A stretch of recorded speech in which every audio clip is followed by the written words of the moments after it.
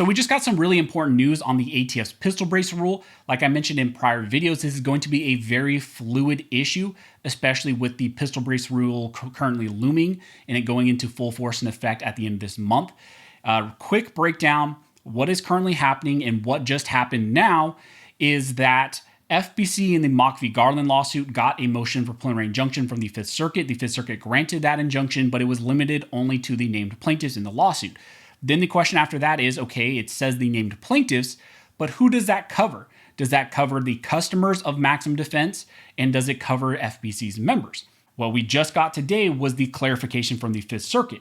And what this reads is, it is so ordered that the appellant's opposed motion for clarification of the motion panel's May 23, 2023 order is granted.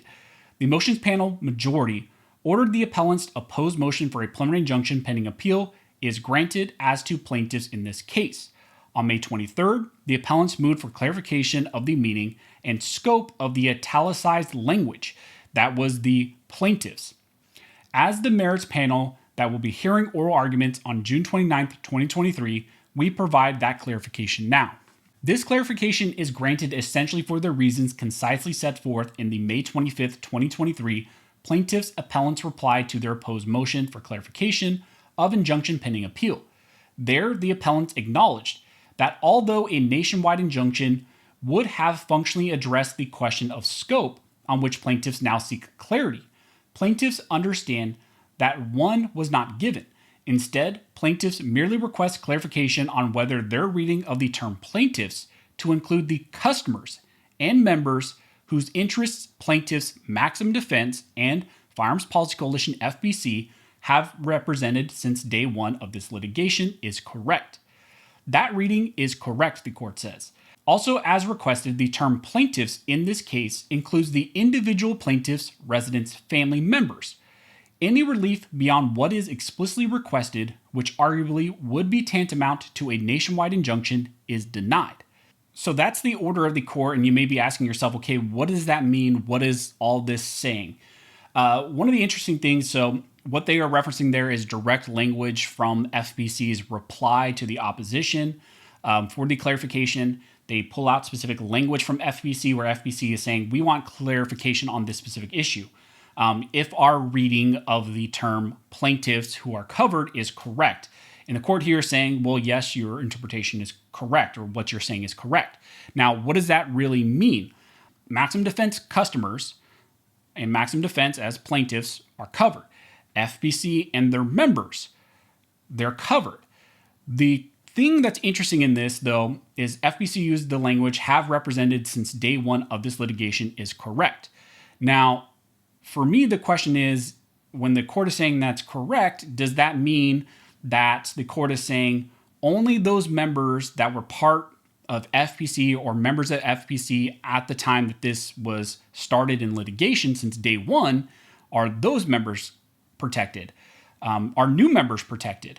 So it's almost like we need, in my mind, some additional clarification, because I can already tell when I'm going to put out this video, there are going to be people who are asking me questions, because also here the court is saying that anything tantamount to a nationwide injunction is denied. So are they also saying that this is going to be limited in scope as to only the Fifth Circuit? Because again, I think what the court here is representing is maybe they're concerned about opening the floodgate to where they say, okay, yes, any FBC members are covered. Well, then everybody's just gonna become an FBC member, and then it would be tantamount to a nationwide injunction. So are they trying to limit this in scope as to only those members at the time of this being litigated? When it was first filed, only those members. Now, the reason why I'm saying that could just be some fanciful language that's a little bit unfortunate really is just because of, if you look at the reply that this language is pulled from, I think that's important because you have to bring everything into context. It talks about, this is FBC in their brief, it says the agencies also suggest that seeking clarification can somehow be a request for an expansion of the injunction. That is incorrect. Although a nationwide injunction would have functionally addressed the question of scope on which the plaintiffs now seek clarity, plaintiffs understand that one was not given. And so this is some of the language that they're pulling, or that the Fifth Circuit pulled directly. But if you go a little bit beyond that, it says, likewise, FBC sued on behalf of its members and has always sought relief for those members. Plaintiffs' natural reading of the injunction, viewed in that light, thus includes those customers, intermediaries, and members. But rather than assuming as much, given that violating the final rule carries the risk of criminal sanctions, plaintiffs ask for clarity. So that's the section that they're pulling specifically from, or the Fifth Circuit pulled specifically from. And I think that helps clear up a little bit, where I know some people maybe would have some hesitation where it says from the outset of the litigation. I think what FBC was representing with that language was just saying, from day one, we were suing on behalf of our members for relief for ourselves and our members. And we want clarification that that's what this covers. Now, obviously, this is not legal advice. I can't give you guys legal advice, but that's what I'm pulling from there. But I understand if there is still some hesitation on what exactly that means. I'm sure there's going to be hesitation out there. It appears from what I can see online that FBC is driving memberships right now. So if you guys find solace in that as well, I think it wouldn't be a bad idea, even just in general, not even just to be covered potentially under this clarification, but just to be a member of FBC. I always recommend everybody be a member of all organizations, FBC, GOA, SAF, and then also local organizations like if you're in California, CRPA, or the New York State Rifle and Pistol Association. I think being members of multiple organizations is always a good idea. So I think if you look at the original paper from FBC in the language, it just adds that further clarity that they were trying to represent, that they want to know if it covers all of their members, not just members who existed at the outset or at the beginning of the litigation, but all members. So again, not legal advice, but if you look further into the language that the court pulled, the Fifth Circuit pulled, I think it kind of just fills in some of the blanks as far as what that language is now. It could also be that what ends up happening with this is it could end up being kind of moot. And why I'm saying that is because, like I mentioned, we have the SAF lawsuit. So the SAF lawsuit was granted their injunction, and it will likely now cover SAF and their members. So you will have more people being covered, even if it's just day one members. But then also you have, and the one that I'm really keeping my eye on, you have the GOA lawsuit. Obviously, I don't want to diminish the GOA lawsuit, and the state of Texas is joined in with them. But the one I'm really keeping my eye on is the FRAC in the 25 state lawsuit. Because similar to how FBC has its members, you have the states, the 25 states who joined FRAC in their lawsuit, who are seeking an injunction, and those states represent all of their residents.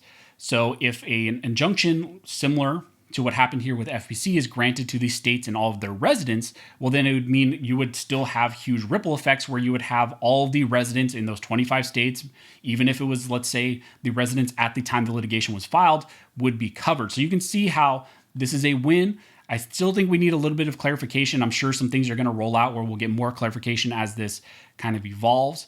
But this is going to start to have ripple effects where it's going to cover even more and more people. So I know some people are going to probably still say, well, this isn't a big enough win. It's not nationwide, covering every single person in the entire US. But this is going to start to ripple really, really fast, where it's going to start to cover even more and more people, to the point where it's probably going to be next to impossible for the ATF to even enforce this, because they won't be able to distinguish who's a member of FBC at the time that this litigation was filed, who wasn't, who was a member of GOA, who was a member of FRAC, who was a member of SAF, who was a resident in this state. So like I said, some of that is speculation based on what could happen in these follow-up cases. But as of right now, we did receive an order from the Fifth Circuit, clarification. It does cover Maximum Defense and their customers, and it does at least cover FBC and their members. Also want to mention real quick that I'm doing an event next Tuesday, May 30th, down in the LA area, Huntington Beach, California, with Rifle Supply. So if you guys are in the LA area, if you're in that general area, come hang out with us at Rifle Supply. It's just going to be a quick pop-up event, but I'll be there pretty much all day. I think the store opens from 10. I'll pretty much be there from 10 a.m. to closing. We're going to be doing a live podcast and other things. So if you're in the area, stop by, hang out, talk with us. They're going to be doing deals and other things. So I would love to see you guys out there. And as always, thank you all for watching. Don't forget to like and subscribe. And never forget, this nation was built by armed scholars, and this nation will be maintained by armed scholars.